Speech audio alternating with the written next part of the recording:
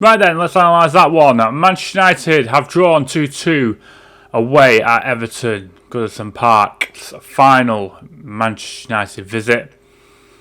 And for 60 minutes, it was absolutely abhorrent. Rio Ferdinand said it's the worst Manchester United performance he's ever seen. I would concur. First half, it just looked like they had no fight. And that's something that, for a United fan, and for someone who likes football, just football in general, the bare minimum you want to see from a team is to give a shit, basically. It's just to care enough to put your body on the line. And I get it, you don't want to get injured and things like that will occur. And you may drop out of a 50-50, which I have no problem with. But at least some form of effort. And it just didn't look like they cared. I was looking through the squad thinking, do you boys even care about this squad? The only saving grace in that first half was Patrick Dorgu. He looked quite good on that left side, getting himself about, making himself a threat, actually caring for moments. Throughout the squad, the Onana in goal was appalling for that first half. Like, genuinely, bafflingly bad. Why does he keep parrying these shots out into the danger zone? Why is he powering a shot up, straight up into the air, to then just not react to the first ball, punch it, anything like that? The back three weren't great, but were overshadowed by the fact that Harry Maguire had an awful 60 minutes. Absolutely appalling. For the two goals, we'll sidetrack a little bit.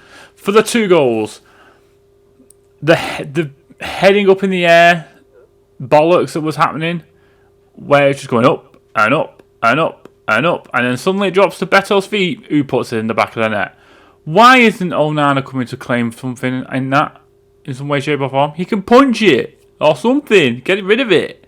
Why aren't the defenders getting more on it?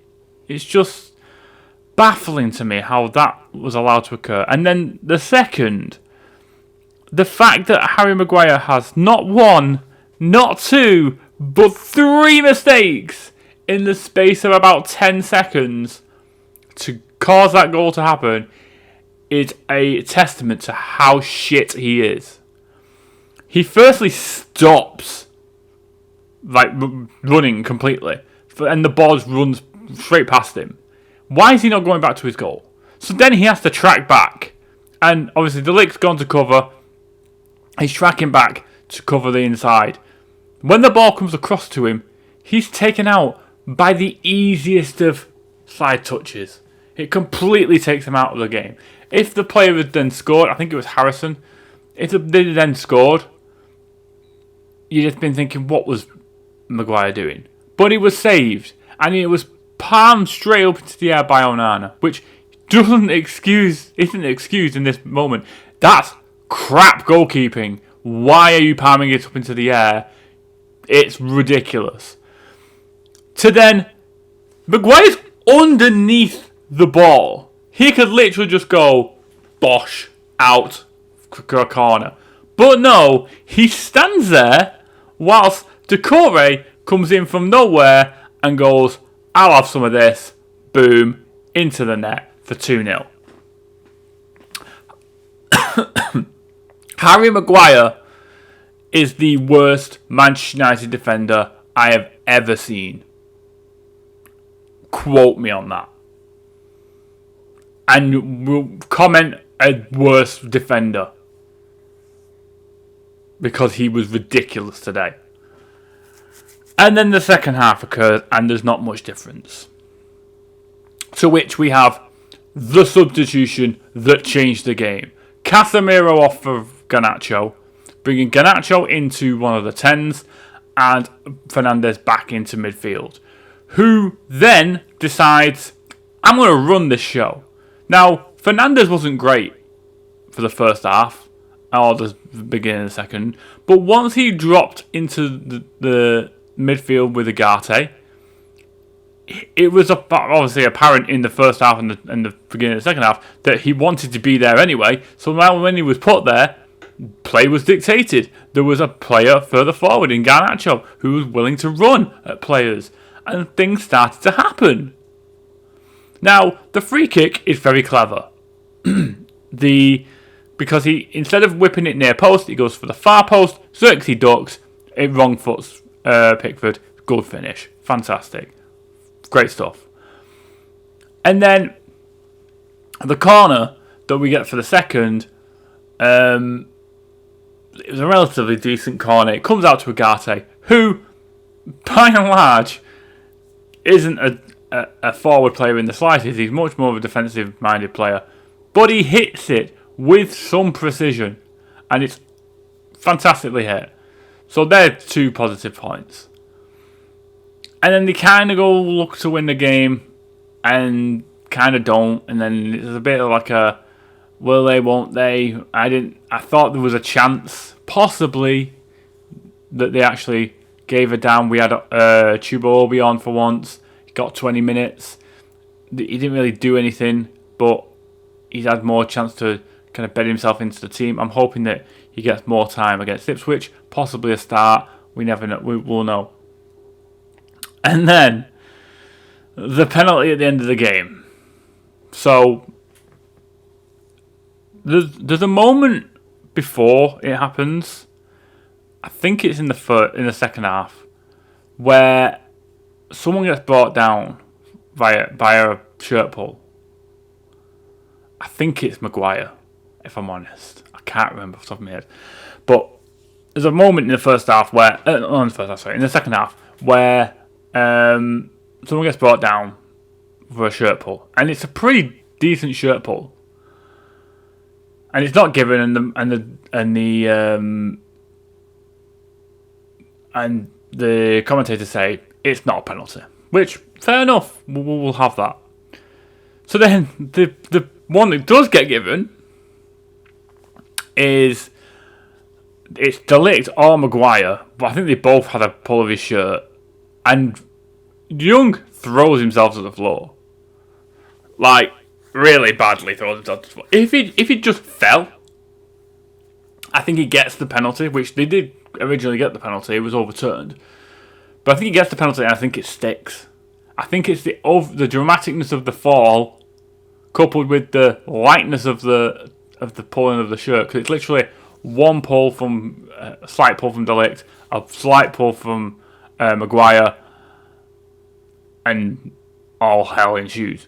But it comes from the fact that Onana again palms it straight back into a dangerous area. Now, I'm not a professional goalkeeper in any sense, right? I'm not a Premier League goalkeeper in any sense. But even I know, if you can palm it away from your goal, it is preferable. And some of the shots he was saving, I get it if it's a reflex thing, if it's a quick reflex save, or he's fully at stretch. But this was a near relatively decent save to make for a Premier League goalkeeper. And he just palms it straight back into the dangerous area. So then De Ligt and Maguire don't react as quick as Young. Young goes down, penalty's given. It's overturned, and I'm not going to lie, I'm surprised it was overturned. I thought it would be a penalty. I thought it would be given. I thought they'd score it, and I thought we'd lose. Share of the points. So where do we go from here? I think that Harry Maguire should not start against Ipswich. I think it should be Yoro, Mazraoui and De Ligt.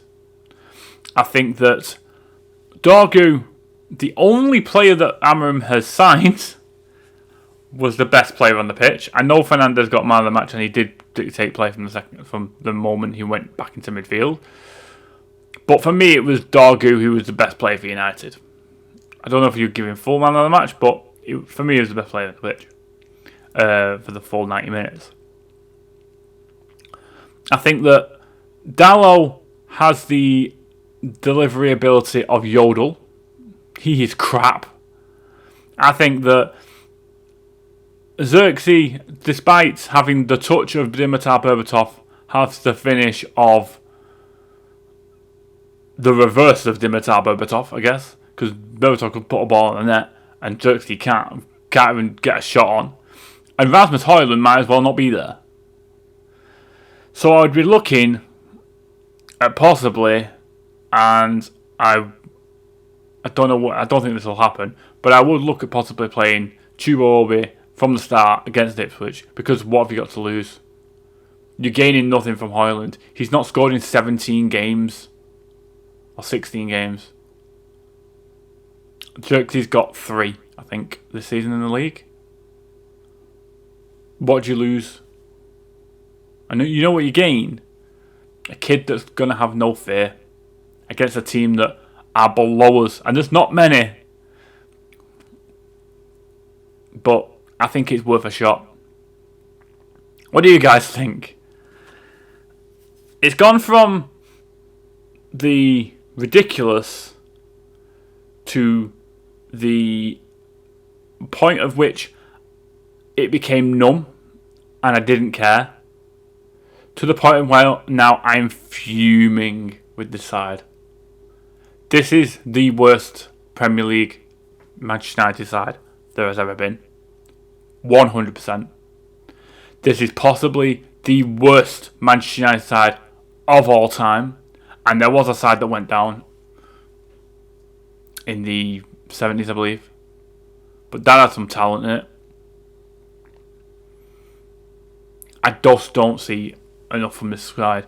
The fact that we have 3 teams below us that are so categorically worse than us that they will surely go down in Southampton, Leicester and Ipswich is a lucky escape for us, because we were in big trouble if they're not there. But let me guys know what you think in the comments. Like if you've liked this, subscribe if you're new. Till next time, guys. Adios. Take care.